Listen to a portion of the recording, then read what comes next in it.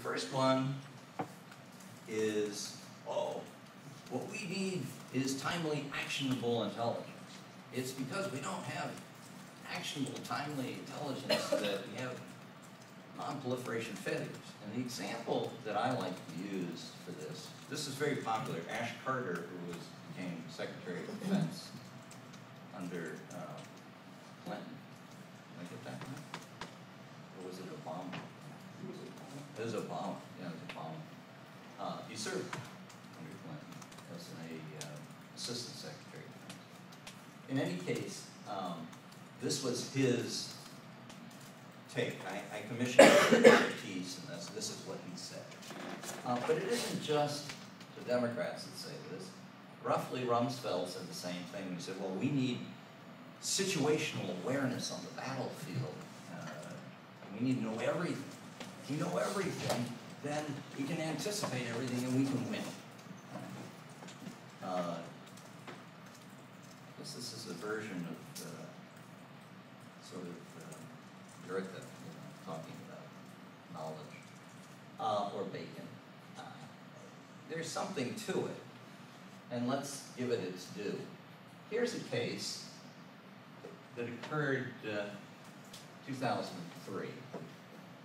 We knew through intelligence channels that this ship, German ship, in China, was loaded with enrichment-related items, centrifuge equipment, essentially, and that it was going from Dubai and would arrive in an Italian port before it went to Tripoli. And at the time, we were negotiating with Gaddafi to get rid of the nuclear program, and this was in contradiction to what we were negotiating to eliminate. It had a specific time. We knew when it would left Dubai. We knew exactly when it was going to arrive at Toronto in Italy. We knew what was on it. As soon as it entered the territorial waters of Italy, they boarded, seized the contraband, and victory at sea. Yeah? Now, that's neat, but normally, that's weird. Normally, what you know is somebody's going to ship something that we would like to stop sometime, and it's going to go somewhere. That's the picture normally. And the argument is, well, but if we have more pictures like this, voila, right? Well, that's the argument. So that's the first model.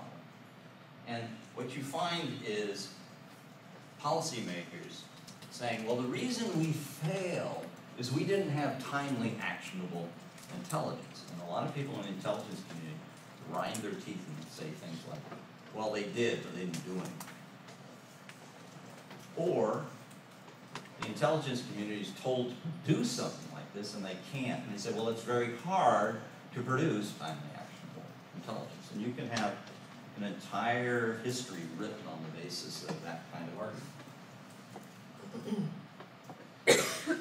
This one has a made-up name, so it's a little overdone. But it's a bureaucratic model for how intel and policy should relate.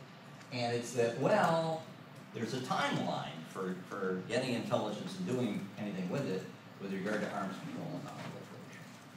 And that is, well, you set limits either unilaterally, Congress or the executive branch, or with other countries. I think the example here is 6-party talks with South Korea. Some time ago we used to have those regularly. Then, once you get your limits, whether they're in law, in treaty, or just unilateral, then what you do is you go look and you see if you can find violation.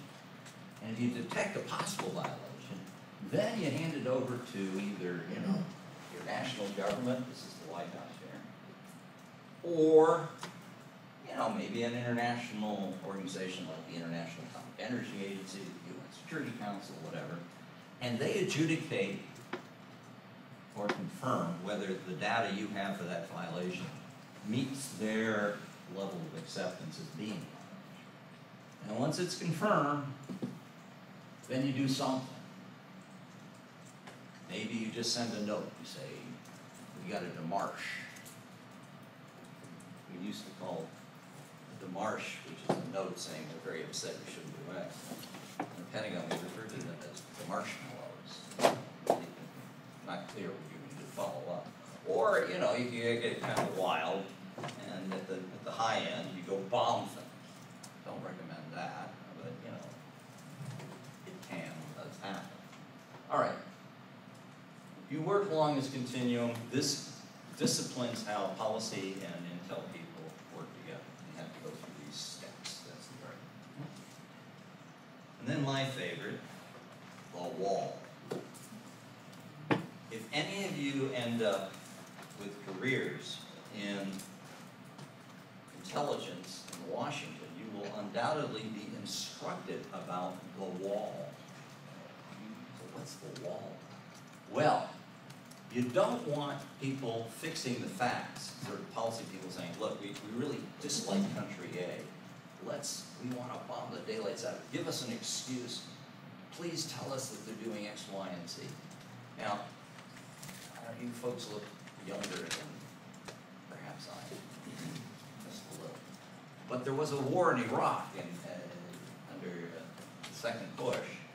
And the argument by many critics of that war was they wanted the war so bad they told the intel people to bend the facts, give an excuse for going in. Now, I think for a lot of reasons that's rebuttable, but it's a worry to the extent it might be true. And you surely wouldn't want that to be the case.